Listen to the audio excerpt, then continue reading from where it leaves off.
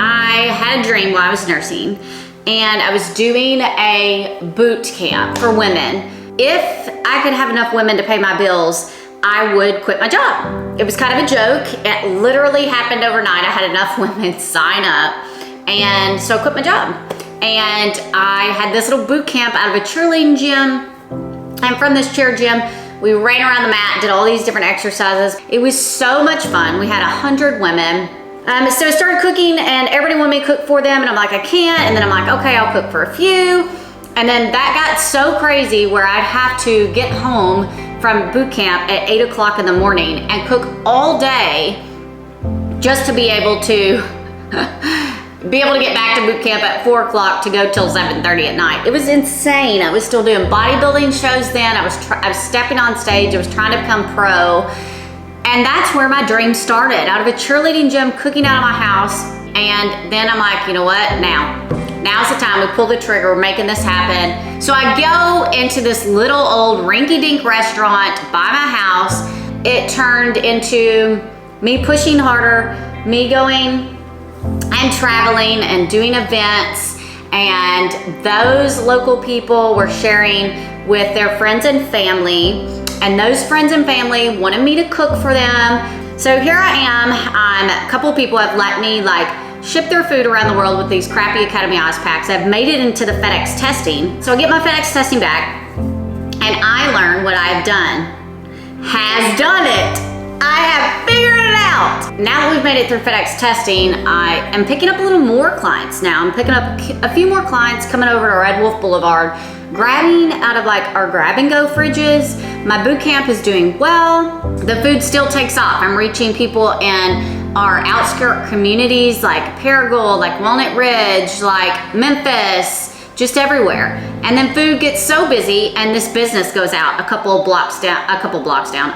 buildings down. And they were Blue Coast Burritos. So they're a corporate chain, okay? I learned so much getting this building. I go, and of course, Kate Holliday is already my CFO. The minute I started in that crappy little, I say Mexican joint because that's what it is now, he was my CFO. You know, we met at O'Charlie's, we sat down. I distinctly remember that lunch, and he'd always said, just call him. So I'm like, well, I can't do this on my own. I can't afford this. So I'm gonna meet with Kate and just see. Well, that C turned into absolutely. I'm like, I think it's only gonna take less than 10 grand to get started. And he's like, well, absolutely, I have that. Awesome, let's do this. And I'm like, okay, well, I promise never to let you down. I promise never to miss a payment. I promise that I don't need anything but my bills paid, as long as I can make my dreams come true. And why anybody would be like, look, I don't need any money. I just want to do something that works me to death, and just to say I've done it. Well, that's me. That is me in a freaking nutshell. So Kate's my entrepreneur, and I go to him about the Blue Coast, and I'm like, we need a more legitimate setup if we're gonna be legitimate. I can't keep working over in the shack and trying to get done by 1, to get the deliveries over, to do my boot camp in the morning, to go to that location to fill the food, to drop off the location in the food and stay health code regulated, to then go back to shut down, to come back to do boot camp. It just got nuts. He's like, well, let's do it. Let's jump. Let's go. And I'm like, really? That's it? I'm like, I'll do all the work. I'll clean the facility myself. I'll save us all the money we can. And we take out our first loan. So going back, we signed our first loan with Simmons Bank for $200,000. Pretty cool.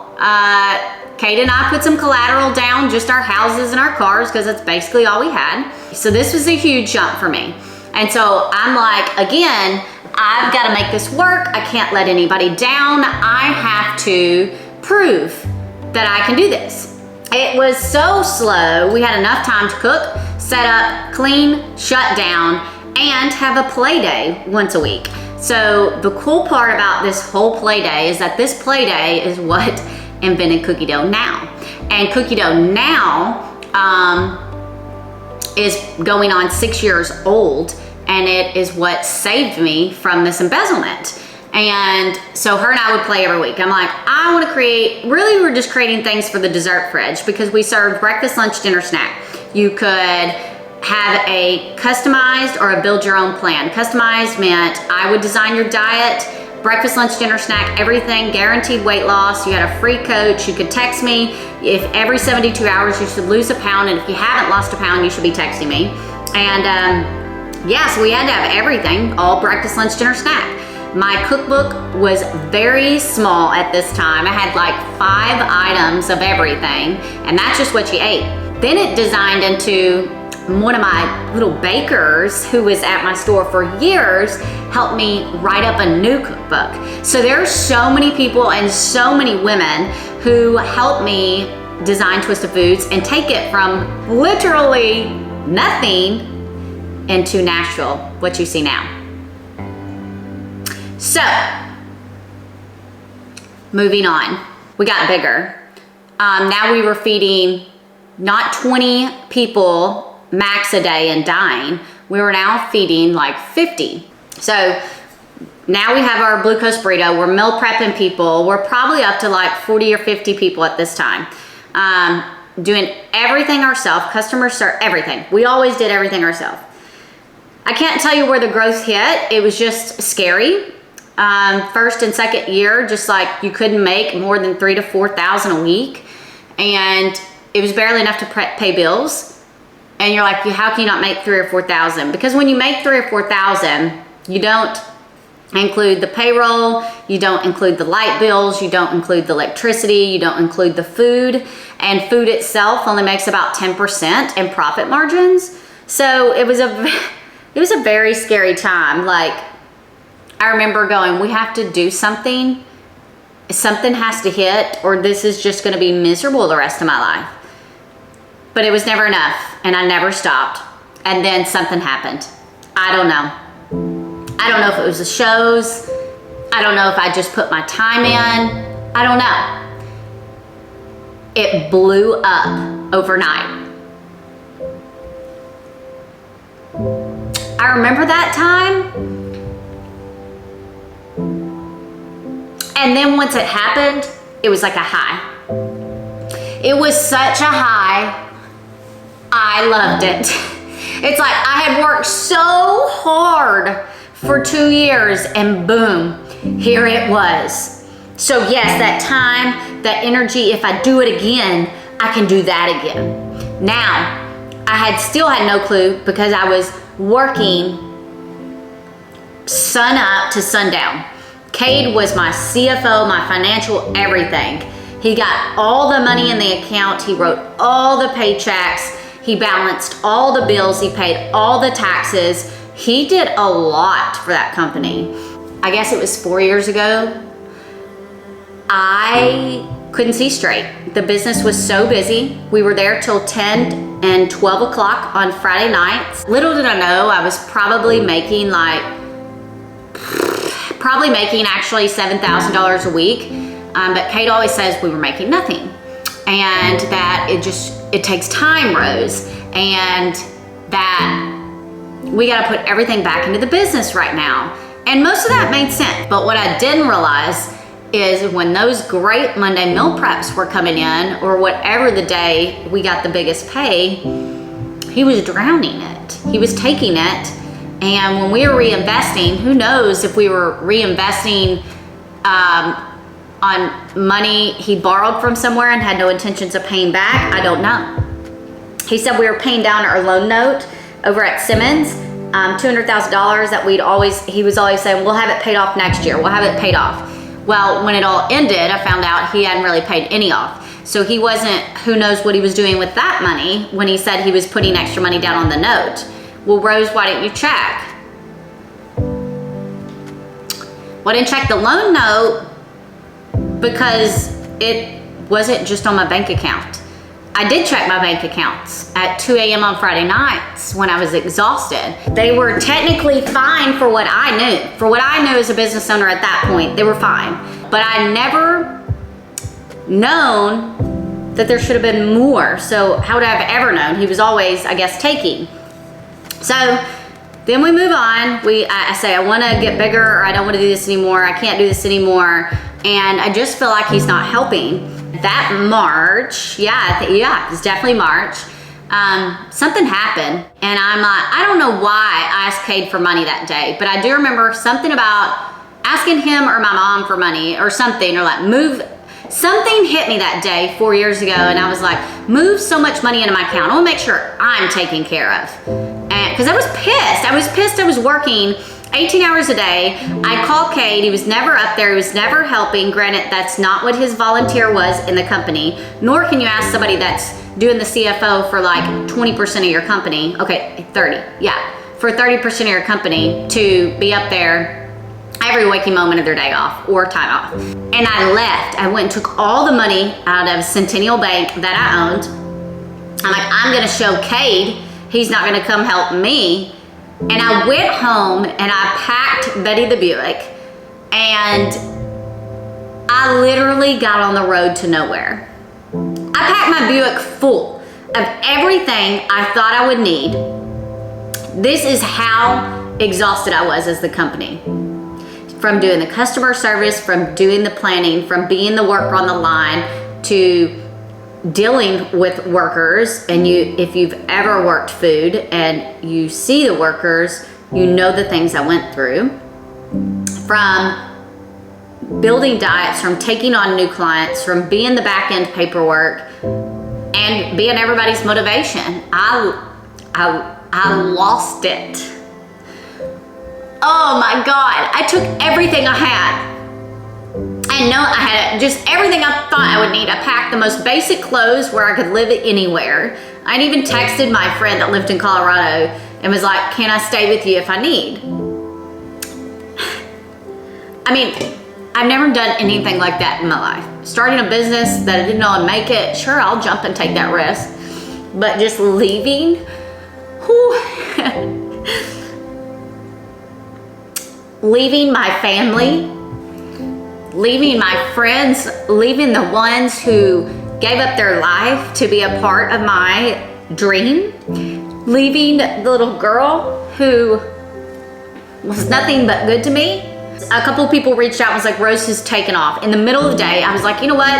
At this point, if Twisted Foods can make it, good, and I might be back. But if they don't, like, it is just right there where it's at. Everything will close. Nobody in Jonesboro, or anybody for the matter of fact, probably knew I did this. You're just now finding out. Nobody knew I disappeared. I left, and I had no plans of coming back. If my best friend wasn't away with her husband doing golf, I don't know where I would have gone. I don't know if I would have gone to Colorado and got a barista job and stayed there. I don't know. But what I do know is that I left, I went away.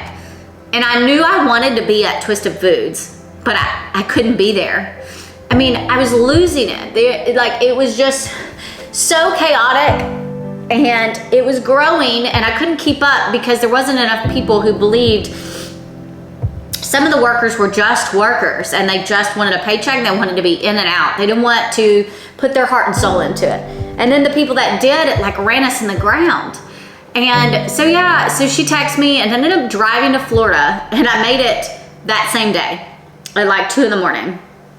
And I made it to Florida. I didn't talk to anybody. I didn't care what happened to Twisted Foods. And I was in the deepest, darkest place of my life. I just slept.